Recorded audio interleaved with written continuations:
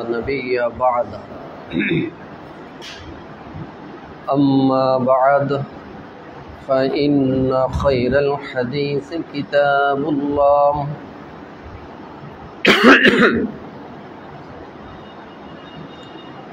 وخير الهدي هدي محمد صلى الله تعالى عليه وسلم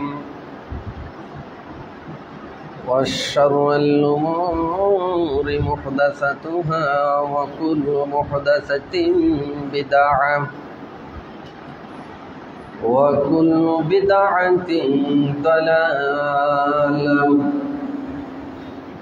وكل ضلالة في النار. أما بعد فأعوذ بالله من الشيطان الرجيم.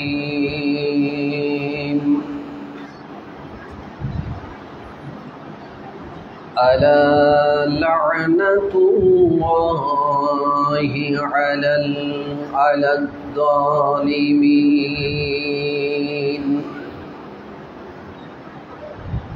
قال الله تعالى في مواضع آخر: قل اللهم مالك الملك تؤتي الملك من تشاء وتنزع الملك ممن تشاء وتعز من تشاء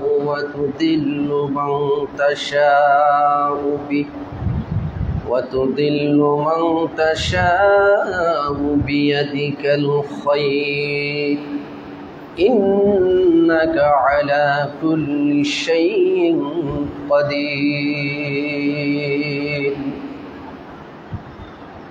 عن أبي موسى الأشعري رضي الله عنه قال: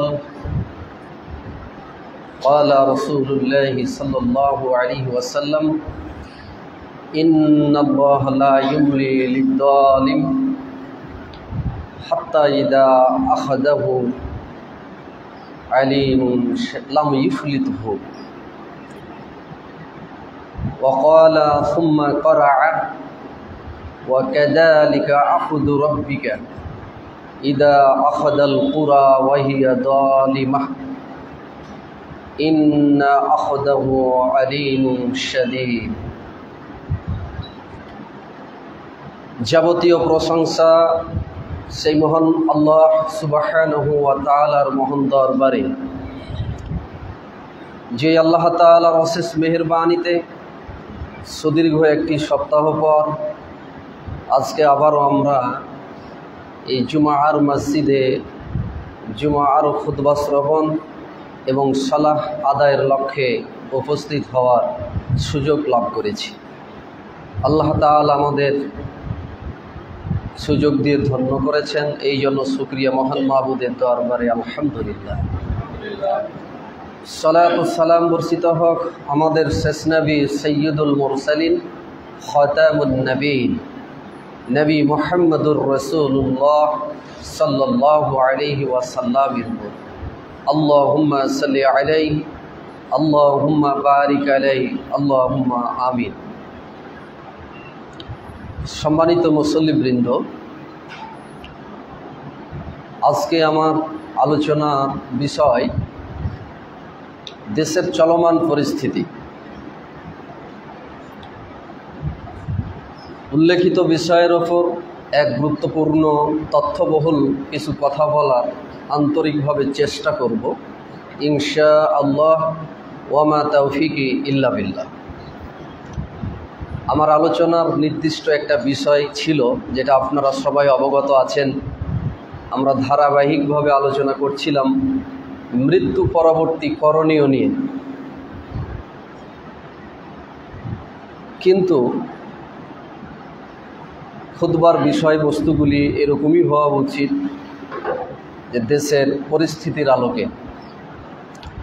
সঙ্গত কারণে আজকের জুমার খুতবার বিষয়টা একটু ব্রেক করে পরিবর্তন করে আজকে আমরা দেশের সামগ্রিকভাবে যে পরিস্থিতি, এটা নিয়ে কোরআন এবং সহিহ হাদিসের আলোকে কিছু কথা বলার আন্তরিকভাবে চেষ্টা করব ইনশাআল্লাহ। সম্মানিত উপস্থিতি, কেন জানি এখন মনে হচ্ছে যে মাথার উপরে বিশাল এক পাথর বসা ছিল, সেই পাথর পড়ে গেছে।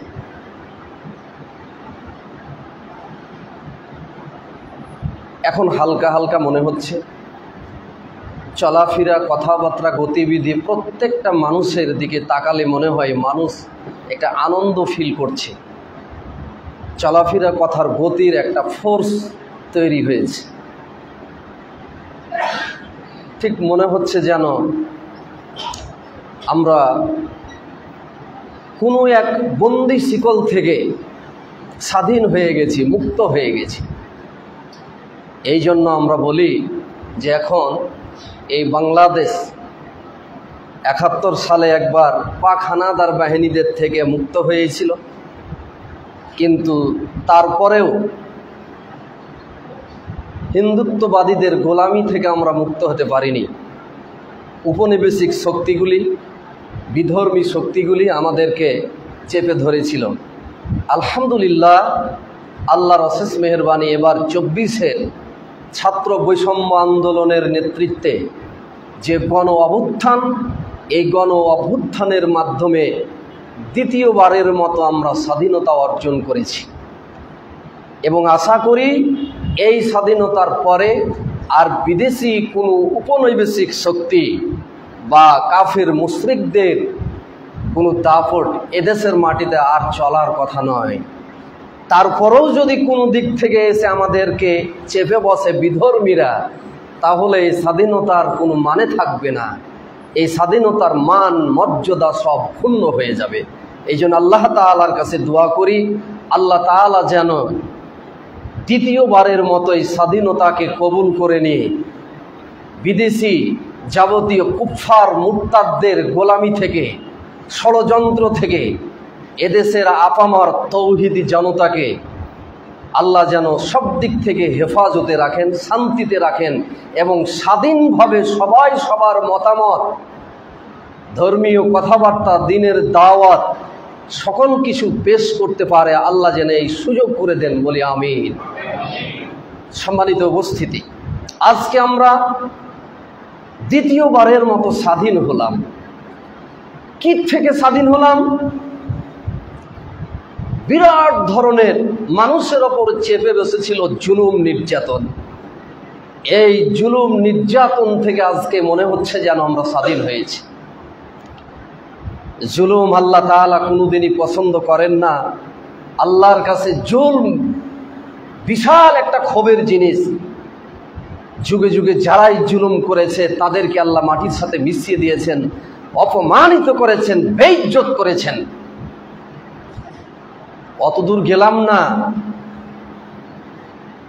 লিবিয়ার কর্নেল গাদ্দাফি 40-42 বছর ধরে জুলমের সাথে দেশ শাসন করার কারণে তার পরিণতি আপনারা দেখেছেন।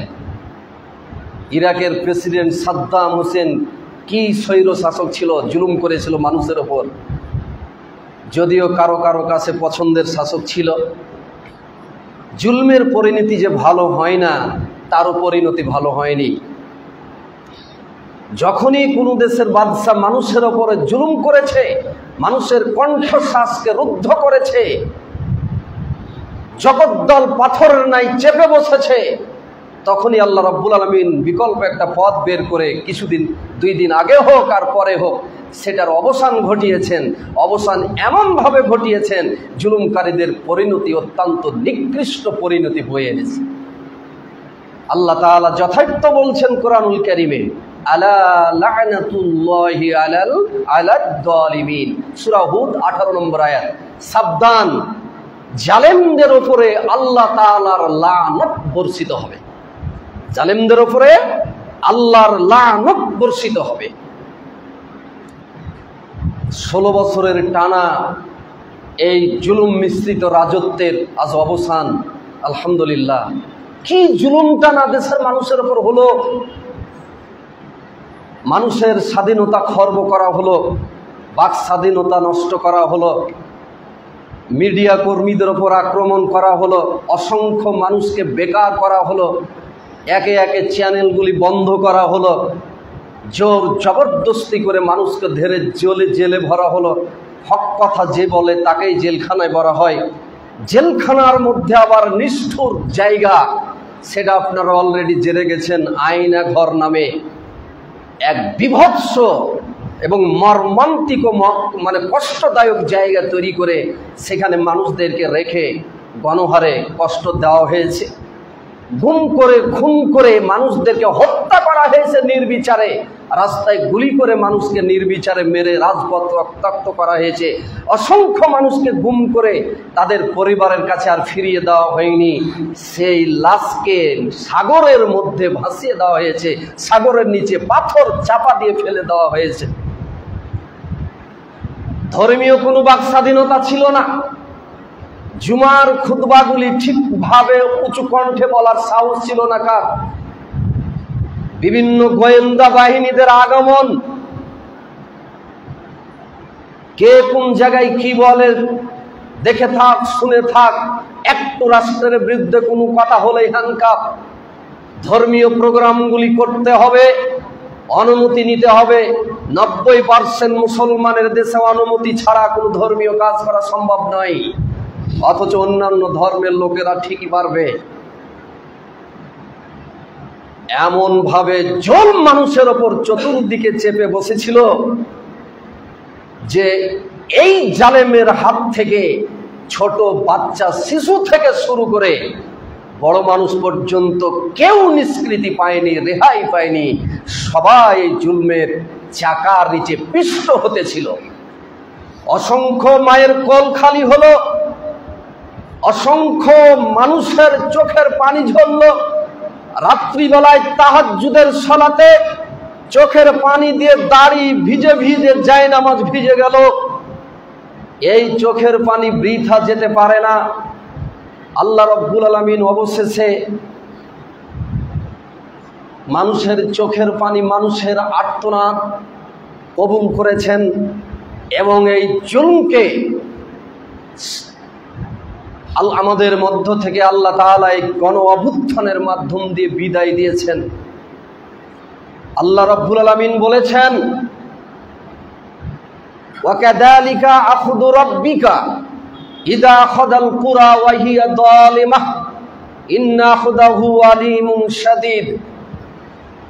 এটা সূরা হুদের 102 নম্বর আয়াত। এই আয়াতটিকে নিয়ে আসার আগে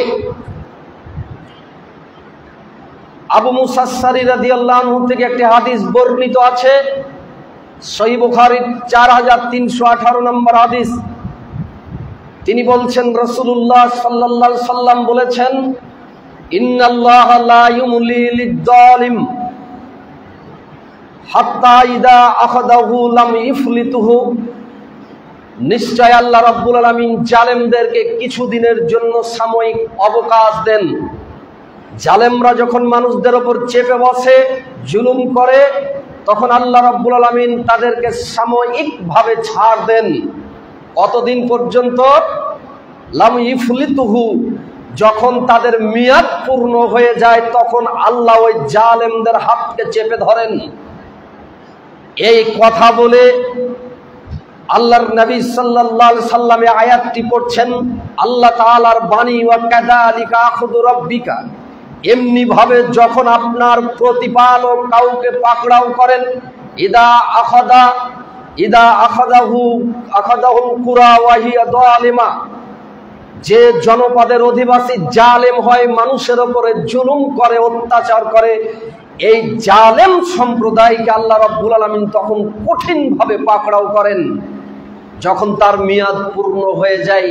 ইন্না আখযাহু আলীমুন শাদীদ, কারণ আল্লাহ রাব্বুল আলামিন যখন পাকড়াও করেন তখন তার পাকড়াও হয় অত্যন্ত বিভৎস, কঠিন পাকড়াও।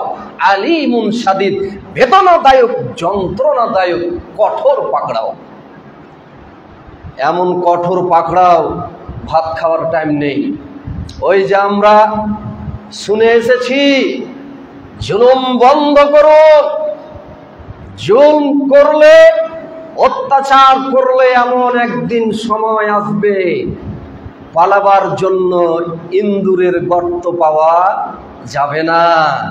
জুলুমবাজদের আজকে পরিণতি দেখতেছেন, আজ ইঁদুরের গর্ত তাদের নাই, কোন দিকে যাবে, কোথায় লুকিয়ে গেল, লুকিয়ে আস, নদীতে সাঁতার কেটে পালাচ্ছে। এত বাড়াবাড়ি করতে হয় না, চারদিকে সব অন্ধকার দেখলে মনে করলেন যে আর বুঝি কেউ কিছু করতে পারবে না। পুলিশ বাহিনীকে যেভাবে সাজিয়েছি, আর্মি বাহিনীকে যেভাবে সাজিয়েছি, নৌবাহিনীকে নিজেদের ক্যাডার দিয়ে লোক দিয়ে যেভাবে সাজিয়েছি, বুঝি আমাদের আর কেউ কিছু করতে পারবে না। এই অহংকারিত্ব নিয়ে, এই দাম্ভিকতা নিয়ে দেশ পরিচালনা করছিলেন, কিন্তু একবারও ভেবে দেখলেন না এই দাম্ভিকতার পরিণাম কি হতে পারে। ফেরাউন দাম্ভিকতা করে গোটা পৃথিবীর বুকে নিজেকে আলা রব্বুকুমুল আলা বলেছিল, তার পরিণতি কি হয়েছিল লেখা আছে, একবারও চিন্তা করলেন না। তাহাজ্জুদ তো নাকি ঠিকই পড়তেন, সকালে নাকি কোরআন তো ঠিকই পড়তেন, হজ উমরার দোহাই তো ঠিকই দিতেন, কিন্তু কেমন ভাবে কোরআন পড়লেন যে ফেরাউনের কাহিনীটা চোখে পড়লো না। নমরুদ এত অহংকার করলো, বিরাট প্রাসাদের ওপরে উঠে আল্লাহকে গুলি করে মেরে ফেলে দিবে। আল্লাহর দিকে তীর নিক্ষেপ করেছে, ইব্রাহিম তোর আল্লাহ কই, তোর আল্লাহকে মেরে ফেলে দেব, দিয়ে নিয়ে এসে রক্ত মাখা তীর দিয়ে বলছে তোর আল্লাহকে হত্যা করা হয়েছে, যে তীরে রক্ত লেগে আছে। নাউযু বিল্লাহি মিন যালিক। কি দাম্ভিকতা, কি তাদের শান শওকত, কি ক্ষমতা বাহাদুরি, সব মাটির সাথে আল্লাহ মিশিয়ে ধূলিসাৎ করে দিয়েছেন। শিক্ষা নিবেন না? কেন শিক্ষা নিবেন না? এগুলি শিক্ষা, তারা চলে যাবে, ফের নতুন কেউ আসবে, তাদের জন্য শিক্ষা থাকবে। তাদেরকে ভাবতে হবে ভবিষ্যতে আমরাও যদি স্বৈরাচারী নীতি অবলম্বন করি, সেম পরিণতি আমাদেরও হবে। এমন পরিণতি হলো, কোথায় গেল বড় বড় টকশো, কোথায় গেল মিডিয়ার সামনে কথা, ঠাঁই নেই দেশে, পা খান দেওয়ার জায়গা নেই, কথা আর বলার সুযোগ নেই, কে কোন দিকে পালিয়ে গেলেন কোনো খোঁজ পাওয়া যায় না। রান্না করা ভাতটাও পেটের মধ্যে গেল না, কাপড় চোপড়টা নেওয়ারও সুযোগ হলো না। আজকে গোটা দেশের মানুষকে 16-17 বছর ধরে জুলুম করে জ্বালিয়ে পুড়িয়ে মানুষের মধ্যে এমন ক্ষোভ তৈরি করেছিলেন, আক্রোশ তৈরি করেছিলেন, যে আক্রোশের বহিঃপ্রকাশ এমন ভাবে প্রকাশ হলো যে আপনার পরনের কাপড় খানটা পর্যন্ত নিয়ে মানুষ কৌতুক করতেছে। এর চেয়ে বড় নিকৃষ্টতা, এর চেয়ে বড় অসহায়ত্ব, নিকৃষ্টতা না, এর চেয়ে বড় অসহায়ত্ব, জুলুমবাজের মানে কঠিন পরিণতি আর কি হতে পারে। গোটা বিশ্বে কোনো জায়গা নেই, গোটা বিশ্বে কোনো জায়গা নেই যেখানে আশ্রয়ের জন্য প্রার্থনা করা হয়, নাকচ করে দেওয়া হয়। সবাই জানে কত বড় খুনি। আরে সাধারণ মানুষ, রাজনৈতিক পলিটিক্যাল লিডারদের ধরে মারা তো বাদই দিলাম, আমার কমলমতি সোনার তুল্য চন্দ্রমুখ ছাত্রছাত্রী যারা কিছুই বুঝে না, নিষ্পাপ ছেলে মেয়ে, নিজেদের একটা দাবি দেওয়ার জন্য রাস্তায় নেমে কথা বলল, তাদের এই দাবি দেওয়াটা সহ্য হলো না, গণগ্রেপ্তার, গণহত্যা শুরু করে ছাত্রদের, কমলমতি ছাত্রদের রক্ত দিয়ে গোটা রাজপথকে রঞ্জিত করলেন। কত মানুষ যে মেরেছেন, কত ছাত্র হত্যা করেছেন, এখনো এটা তালিকা হয়নি, ইনশাআল্লাহ সামনে প্রকাশ হবে, তালিকার কাজ চলছে, প্রকাশ হবে, এটা থাক, অবশ্যই বেরিয়ে আসবে। অলরেডি গণকবরও পাওয়া গেছে, গণভবনে গণকবর, সংসদ ভবনে গণকবর, ছাত্রদের ব্যাগ সহ বই সহ দাফন করে দিয়েছে। নাউযুবিল্লাহ। এটা গোটা বিশ্ব দেখেছে। ইন্টারনেট বন্ধ করে দিয়ে আপনি ভাবলেন যে গোটা পৃথিবীকে কিছু জানতে দিব না, গণহত্যা চালিয়ে এটাকে দমিয়ে জোর করে ক্ষমতায় থেকে যাবে, এটাই ছিল আপনার পরিকল্পনা। তাই তো নেট পর্যন্ত বন্ধ করে দিয়ে গোটা পৃথিবী থেকে বাংলাদেশকে বিচ্ছিন্ন করে দিলেন। পারলেন না থামতে, পারবেন না, পারেনি, অতীতে পারবেন না, এটা ইতিহাস। এরপরও গোটা পৃথিবী দেখেছে, প্রকাশ হয়ে গেছে, আর ছাপিয়ে নেই। আন্তর্জাতিকভাবে একের পর এক চাপ দেওয়া হলো, হত্যা, কত মানুষকে, ছাত্রকে হত্যা করেছেন তালিকা দেন, জাতিসংঘের নেতৃত্বে প্রয়োজনে এটা তদন্ত হবে। একে একে চাপ আসতে লাগলো, বিশ্ব থেকে উনি চাপে পড়ে গেলেন, মুখটা কালো হয়ে গেল। ছোট হতে লাগলো, বুঝতে পারলেন আর এই দেশে মনে হয় পা রাখা যাবে না। এই গণ অভ্যুত্থানের এই পতনের 4-5 দিন আগে থেকেই নেতাকর্মী পালাতে শুরু করলো। কে কোথায় যাবে আশ্রয় নেবে, কার কোথায় জায়গা, পালাতে শুরু করলো। শুধু মানুষের উপর জুলুম নয়, এদেশের কোটি কোটি টাকা এদেশের আমলারা নেতারা যেভাবে পাচার করেছে বিদেশে, এই একটা পদ্মা সেতু করতেই হিমশিম খাচ্ছেন। ওই টাকাটি ব্যাক আনেন, বাংলাদেশে পদ্মা সেতুতে যত টাকা খরচ করেছেন, ওই বিদেশে নেতাদের পাচার করার টাকা দিয়ে পদ্মা সেতু আরো 200-300টা বানানো যাবে। এত টাকা আপনারা অপচয় করেছেন, বিদেশে পাচার করেছেন। এক একটা নেতার বাড়িতে একটু তদন্ত করলেই তো 5 কোটি 10 কোটি করে টাকা পাওয়া যায়। নাউযু বিল্লাহি মিন যালিক, কি পরিমাণটা না অন্যায় অত্যাচার করেছেন। লক্ষণ সেন এই বাংলার রাজা ছিল, হিন্দু রাজা, পিছনের দরজা দিয়ে বখতিয়ার খিলজির আশা শুনে এমন ভাবে পালালো, তার হুঁশ ছিল না। জালেমদের পরিণাম এরকমই হয়, জালেমদের পরিণাম এরকমই হয়। অতএব ইতিহাস থেকে শিক্ষা নিন, সীমা লঙ্ঘন কেউ করবেন না, বাড়াবাড়ি কেউ করবেন না, জমিনে ফাসাদ সৃষ্টি কেউ করবেন না। ফাসাদ সৃষ্টিকারীকে আল্লাহ রাব্বুল আলামিন ভালোবাসেন না। পরেশগারিতা অবলম্বন করুন, ভালো মানুষ হন, ভালো মানুষ হয়ে জীবন যাপন করুন। এই স্বৈরাচারের পতন হলো, পতনের সাথে সাথেও বেশি ক্ষোভ জমে থাকার কারণে আমার দেশের 1 শ্রেণীর মানুষকে দেখলাম যারা মানুষের বাড়িতে অগ্নি সংযোগ, লুটতরাজে সবকিছু শুরু করে দিলেন। আমি এটাকে চরমভাবে ধিক্কার জানাই, ঘৃণা করি। এটা কোনো ভালো মানুষের কাজ হতে পারে না। যারা মানুষের বাড়িতে বাবা আগুন লাগালেন, নিজের ক্ষোভ প্রকাশ করতে গিয়ে লুটতরাজ শুরু করলেন, থানাতে যারা হামলা করে পুলিশগুলিকে হত্যা করতে লাগলেন, আমি সকলকে অন্তরের অন্তরস্থল থেকে ধিক্কার জানাচ্ছি এবং এইসব মানবতা বিরোধী কাজের জন্য তাদের নিন্দা জানাচ্ছি এবং দৃষ্টান্তমূলক তাদের শাস্তি কামনা করছি। আমার কথা হলো অপরাধ নিশ্চয় তারা করেছে, জুলুম করেছে। এই জালেমদেরকে চিহ্নিত করুন, চিহ্নিত করে তাদের লিস্ট তৈরি করুন। লিস্ট তৈরি করে দেশে আইন আছে, মামলা হবে, আইনের মাধ্যমে তাদের ফাঁসি হবে, না হয় যাবজ্জীবন হবে, যা হওয়ার হবে। কিন্তু বেশি ক্ষোভ দেখাতে গিয়ে যে আপনি দেশের সম্পদ ক্ষতি করলেন, পুড়িয়ে দিলেন, নষ্ট করলেন, এটা তো জনগণের সম্পদই নষ্ট করলেন। আপনি নেতার বাড়ি পুড়িয়ে দিলেন, ওটাও তো দেশের জনগণেরই সম্পদ। নেতা যদি অপরাধী হয়ে থাকে, দেশের সম্পদ নষ্ট করে থাকে, তাহলে সেই নেতার সম্পদ রাষ্ট্র বাজেয়াপ্ত করে এটা রাষ্ট্রীয় সম্পদ হবে। কিন্তু পুড়িয়ে দিয়ে তো কিছু পেলেন না। থানার পুলিশেরা অপরাধ নিশ্চয় করেছে, তবে আমি এখানে যেটা বলি এটা তাদের কোনো অপরাধ নয়, তারা জিম্মি, তারা নেতাদের কথা শুনতে বাধ্য। যদিও হিন্দুস্তানি কিছু পুলিশ বেশি বাড়াবাড়ি করেছে, সীমা লঙ্ঘন করেছে, এটাও যেমন ঠিক, তেমন নিরপরাধ অনেক পুলিশে ছিল যাদেরকে জোর করে কিছু করিয়ে নেওয়া হয়েছে, উপায় কিছু ছিল না। খুব সহজে আমরা বলে দিতে পারি চাকরি ছেড়ে দিবে প্রয়োজনে। তো আপনি আপনার জায়গা থেকে একবার ভাবেন তো, আপনি একটা সরকারি চাকরি করতে লেগে সরকারের কত কথা শুনেছেন, ছাড়তে পেরেছেন? চাকরি সবাই অত সহজে কি ছেড়ে দিতে পারে? না। এটা তাদের কাছে জিম্মি, নেতাদের কাছে জিম্মি, হুকুমের গোলাম, অন্যায় করেছে। তারপরও যারা সীমা লঙ্ঘন করেছে, বাড়াবাড়ি করেছে, এদেরও একটা লিস্ট করেন, এদেরও লিস্ট করে এদেরকে আইনের মাধ্যমে নিয়ে আসেন, বিচারের কাঠগড়ায় দাঁড় করান, তাদের বিচার হোক।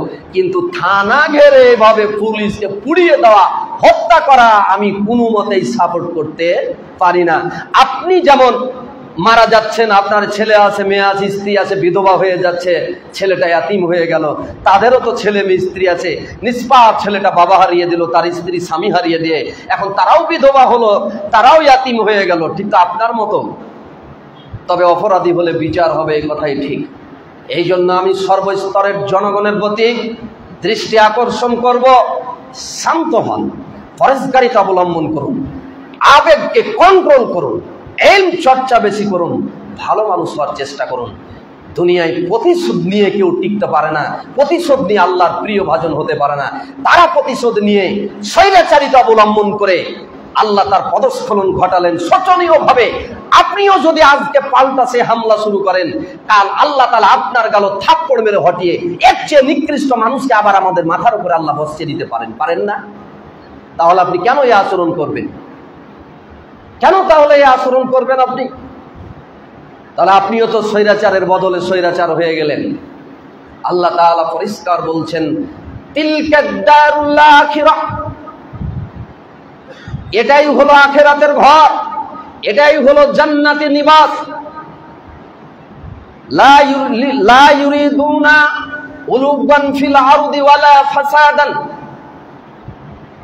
এই ঘরটা তাদের জন্যই আল্লাহ রেখেছেন। আল্লাহ বলছেন নাজআলুহা লিল্লাযিনা লা ইউরিদুনা উলুবান ফিল আরদি ওয়ালা ফাসাদান ওয়ালা আকিবাতু লিয-যালিমিন, এই জান্নাতের ঘর আমি তাদের জন্যই ঠিক করেছি, নির্ধারণ করেছি, যারা কিনা জমিনের মধ্যে কোনো সীমা লঙ্ঘন করে না, বাড়াবাড়ি করে না, আবেগ দেখিয়ে মানুষের সম্পদের ক্ষতি করে না, কারো মায়ের বুক খালি করে না, জমিনের মধ্যে ফিতনা ফাসাদ করে না, এই মানুষগুলির জন্য আমি জান্নাতটা রেডি করেছি।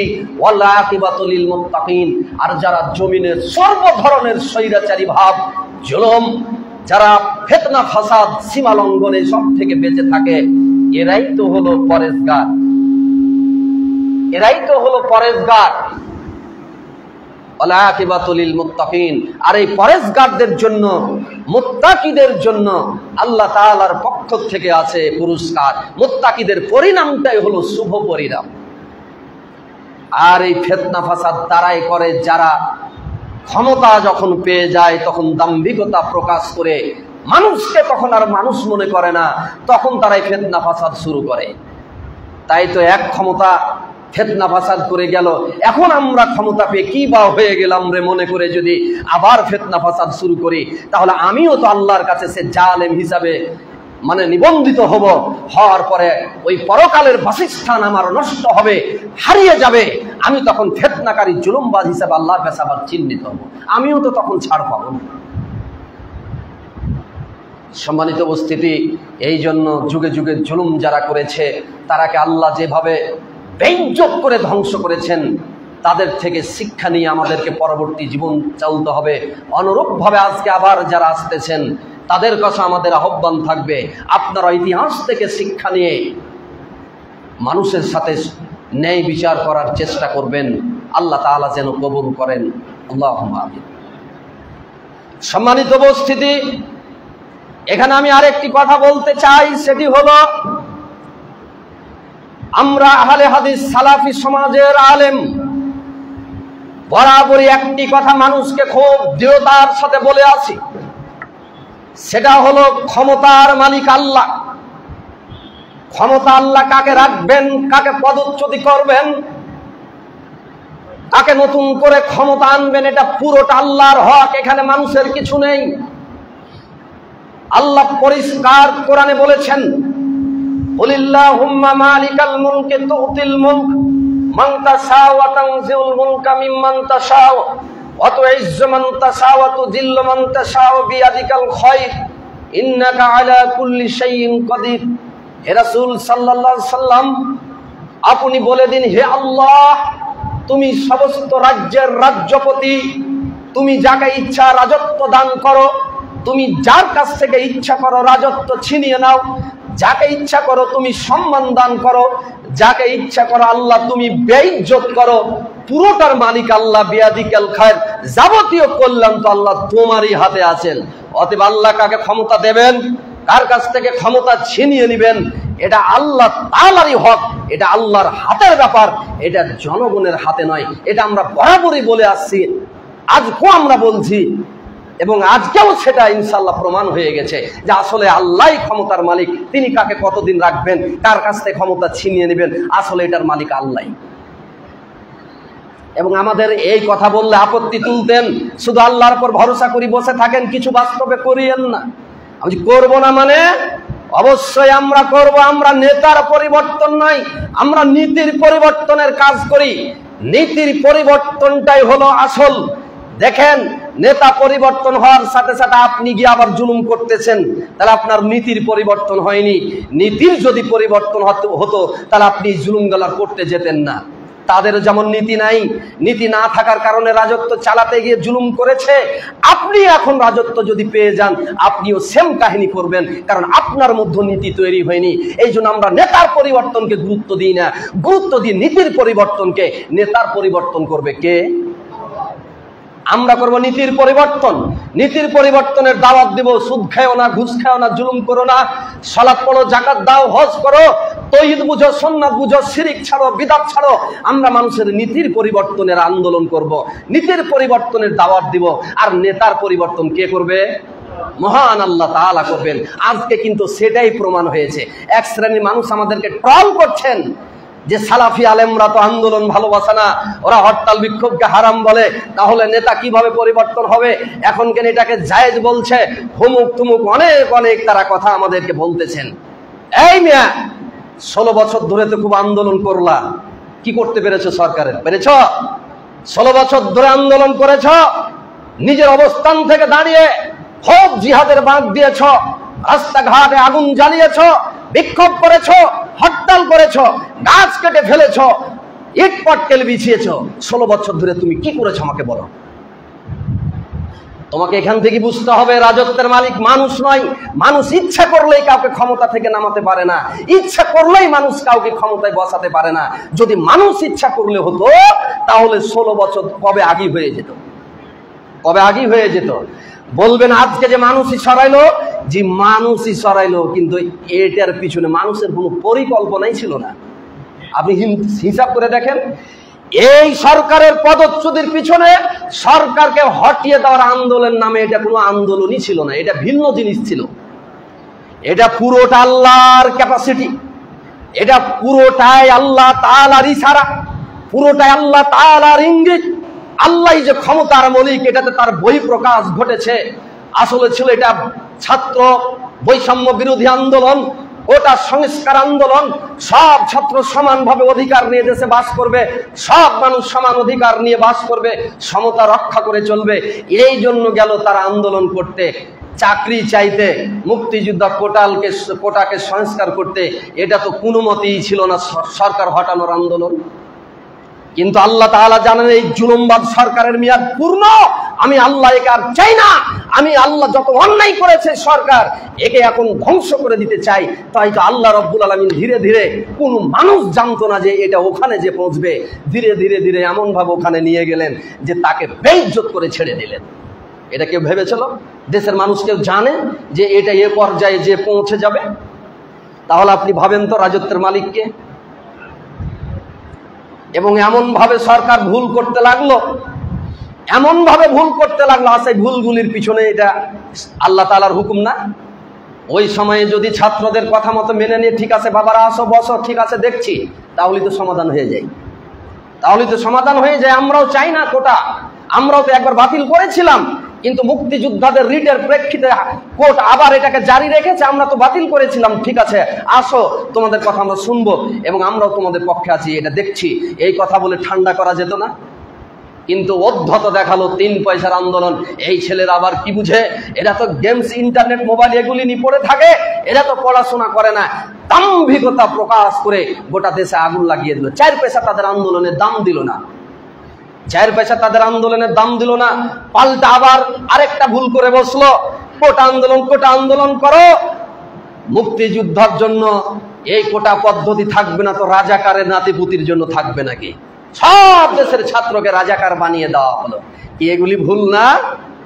এগুলি গায়েবী ভাবে আল্লাহর মদদে এই কথাগুলি তার মুখ দিয়ে বেরিয়ে তার পতনের একটা রাস্তা খুলে গেছে। আসলে তো ছাত্ররা এই উদ্দেশ্য নিয়ে নামেনি, এটা উদ্দেশ্য ছিল না। বারবার বলতেছে আমাদের একটাই কথা, আমাদের বুঝ দেখ, আমরা এখান থেকে সরে যাচ্ছি।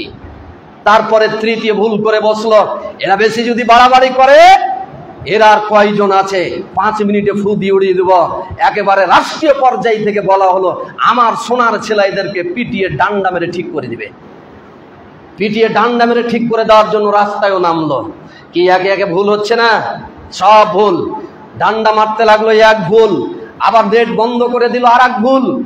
এবার ছাত্রদেরকে গুলি করে গণহত্যা চালালো, গোটা দেশবাসী ফুঁসে উঠলো, এই আন্দোলন গোটা দেশব্যাপী ছড়িয়ে গেল। আরেকটা ভুল, এবার গার্জেনদেরকে হ্যারাসমেন্ট করতে লাগলো, তোমার বাড়িতে ছাত্র আছে, তোমার বাড়িতে ছাত্র আছে। আরে বাবা, ছাত্র নাই মানে কোন বাড়িতে ছাত্র নেই? পুলিশ যে অভিভাবকদেরকে হ্যারাসমেন্ট করতে লাগলো, মোবাইল চেক করতে লাগলো, এগুলো ছিল আরেকটা ভুল। অভিভাবকরা দেখো অসংখ্য মানুষ হত্যা করেছে, তারা তো মারা গেছে, তাদের মায়ের বুক খালি হয়েছে, কিন্তু আমরাও তো দেখতেছি এখন নিরাপদ নাই।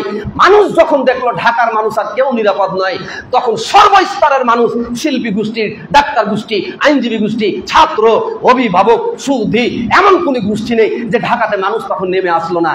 সব মানুষ রাস্তায় নেমে চলে আসলো। এই পর্যায়ক্রমের ভুলের কারণে চলতে চলতে এক পর্যায়ে 9 দফা টিকলো, 9 দফা থেকে 9কে কুটুস করে কেটে 1 দফা হয়ে গেল। এগুলোর পিছনে মানুষের কোনো ছিল? এই বলেন, এগুলোর পিছনে মানুষের কোনো অবদান ছিল না? সবটাই আল্লাহ তাআলার অবদান। আল্লাহ চেয়েছেন এইভাবে তাকে আমি ধ্বংস করে দেব, এইভাবে তাকে দেশ থেকে তাড়িয়ে দেব। তাই তো আল্লাহ পর্যায়ক্রমে বিষয়টাকে এইভাবে করে দিয়েছেন, একটা পরিবেশ তৈরি করে দিয়েছেন। এই জন্য আল্লাহর কথাই ঠিক, আল্লাহ যথার্থ বলেছেন, কুলিল্লাহুম্মা মালিকাল মুলক, আল্লাহই সমস্ত রাজত্বের মালিক। তিনি যাকে ইচ্ছা রাজত্ব দান করেন, যাকে ইচ্ছা রাজত্ব কেড়ে নেন, যাকে ইচ্ছা সম্মান দান করেন, যাকে ইচ্ছা তিনি বেইজ্জত করেন।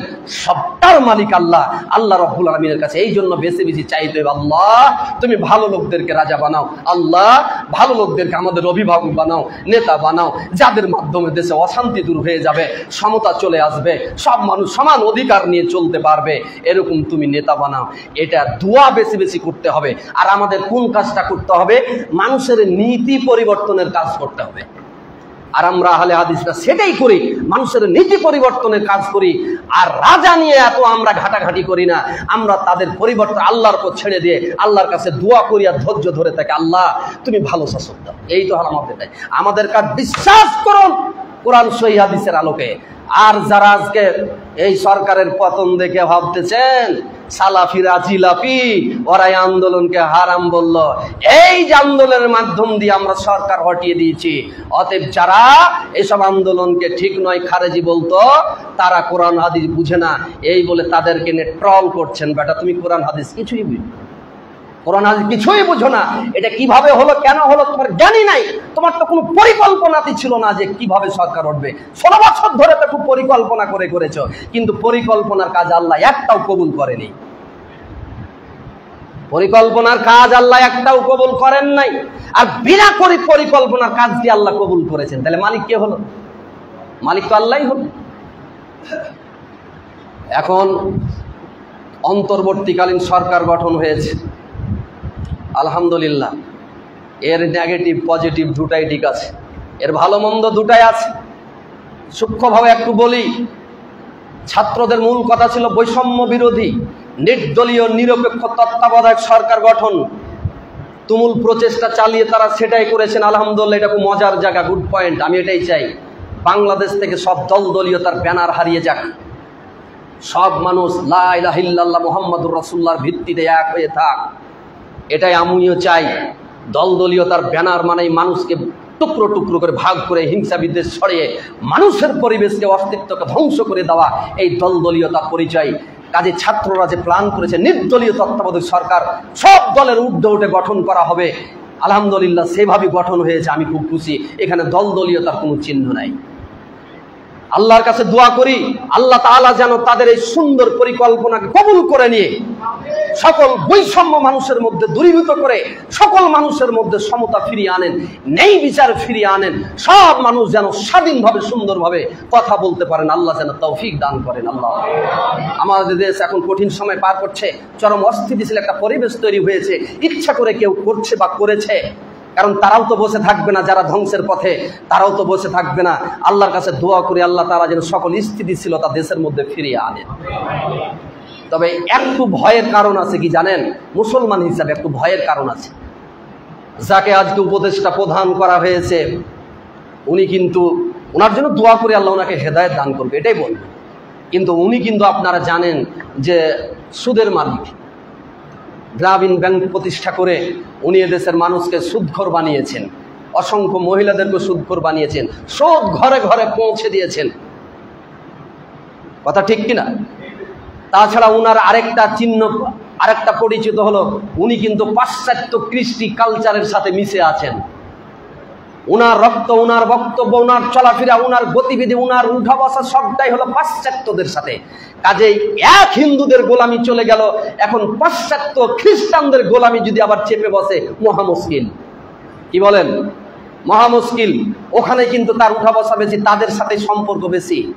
এখন এই সুযোগে ঠান্ডা মাথায় যদি আবার তারা, আমেরিকা তো সমকামী দেশ, ওরা তো সমকামী দেশ, ঠান্ডা মাথায় যদি আবার সুদ ছড়িয়ে দেই, ঠান্ডা মাথায় যদি আবার সমকামিতা ছড়িয়ে দেই, ঠান্ডা মাথায় যদি মুসলিম সিভিলাইজেশন, মুসলিম কৃষ্টি কালচার, সভ্যতা, এই সব কিছু নষ্ট করে পাশ্চাত্যদের কৃষ্টি কালচার চালু করে দেন, তাহলে মুসলিমদের জন্য একটা ভয়ের কারণ না?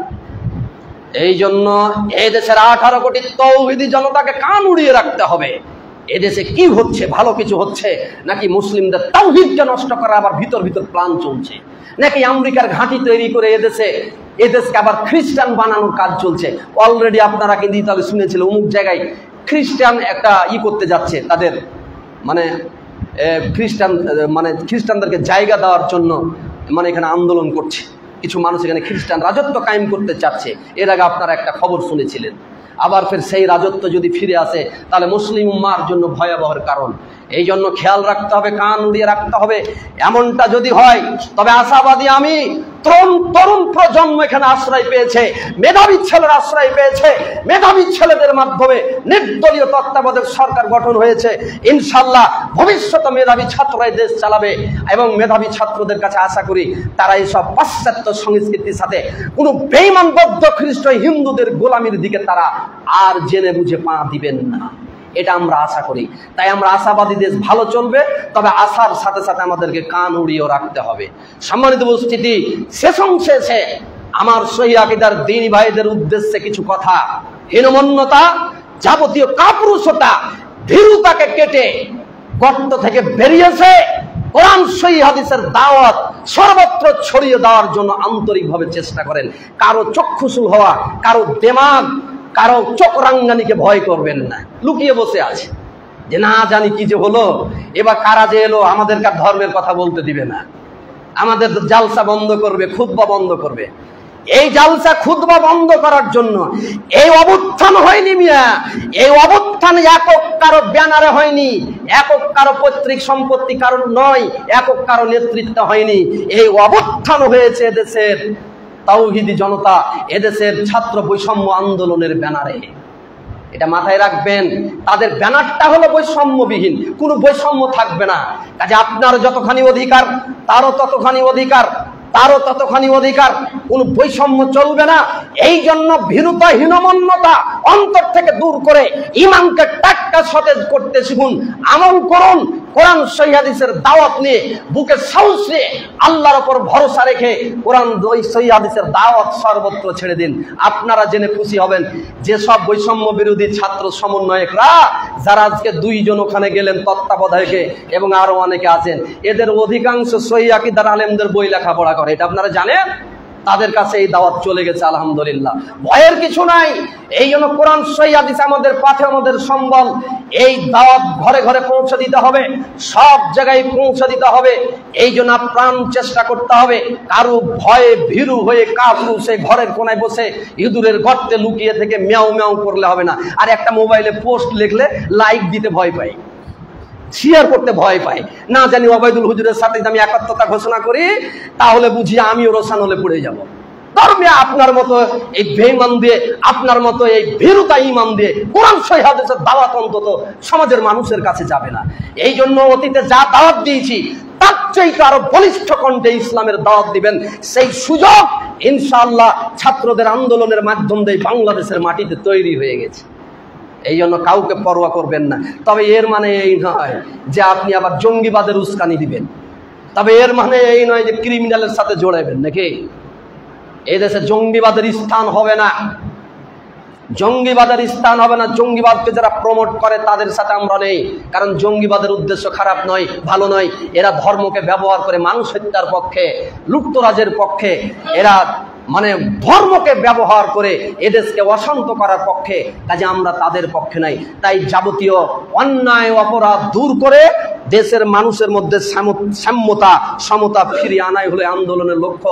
আল্লাহ তাআলা যেন এই আন্দোলনকে কবুল করে পরবর্তী যে সরকার আসছেন তার হাতকে শক্তিশালী করে সুন্দর সুখময় বৈষম্য বিরোধী একটা মানে ভারসাম্যপূর্ণ দেশ হিসাবে আল্লাহ কবুল করেন এবং আমাদেরকে নির্বিঘ্নে কোরআন সহিহ হাদিসের কথা বলার ও মানার তৌফিক দান করেন।